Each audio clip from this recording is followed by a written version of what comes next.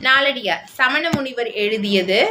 வைப்புலி கோட்படா வாய்தீர் கேடில்லை மிக்க சிறப்பின் அரசன் செறின்வவ்வால் எச்சமென ஒருவன் மக்கட்கு செய்வன விச்சைமற்று அல்லபிற.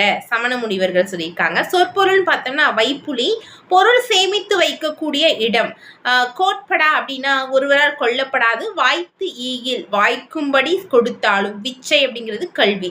கல்வியை பொருள் போல வச்சிருந்தீங்க அப்படின்னா அது மற்றவங்களால கொல்லப்படாது, திருடப்படாது. ஒருவருக்கு வாய்க்கும்படி கொடுத்தாலும் குறைவுபடாது. அதே மாதிரி மிக்க சிறப்பினை உடைய அரசனாலுமே கவர முடியாது. அதனால ஒருவர் தன்னுடைய குழந்தைக்கு சேர்த்து வைக்க வேண்டிய செல்வம்னா கல்வி. மற்ற செல்வம் எல்லாம் செல்வமே இல்லை. அதனால கல்வியை சேமித்து வைக்க வேண்டும். கல்விதான் ஒருவருக்கு உயர்ந்த சொத்து.